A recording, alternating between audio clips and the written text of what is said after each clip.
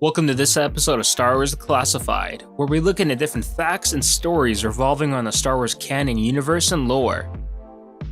This week we'll be looking into the theory of Luke Skywalker killing rebels during the events of Episode 4, A New Hope. But before we get into that, if you're new here, we make Star Wars videos on gaming, lore, news, and speculation multiple times a week. So be sure to subscribe and enable notifications to stay up to date on everything Star Wars related. With the Battle of Scarif concluded and all Rebel ships ordered to retreat, Admiral Raddus's MC-75 cruiser, the Profundity, was the last Rebel vessel left on the battlefield. Darth Vader boarded the Profundity in search of the Death Star plans while having his troopers capture the Rebel flagship at the same time. The stormtroopers would find Admiral Raddus and his crew on the ship and either kill them or arrest them for interrogation. If that was the case, it could be safely assumed that Raddus and his crew were sent to the Death Star, which was at present directly in front of the Profundity. Since the Rebel troopers departed the ship on the Tantive 4, only Raddus and his Mon Cal crew of 4 remained to be captured, choosing to stay with their captain who wanted to go down of his ship.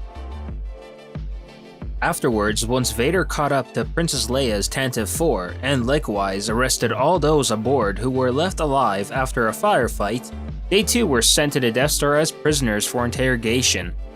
From what can be seen on screen, 6 Rebel troopers are taken captive here, all of which have their helmets still on, while another 4 can be seen in the background here. One of the rebels here doesn't have a helmet, so it could be assumed that it was another group of Rebel prisoners.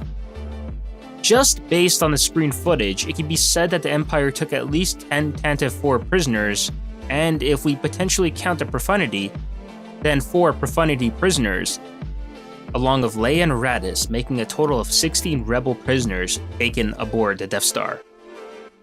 Now when Luke Skywalker, Han Solo, and Chewbacca boarded the Death Star, they only managed to save Leia, leaving the 15 other Rebel prisoners still on board, plus any more other possible Rebel prisoners.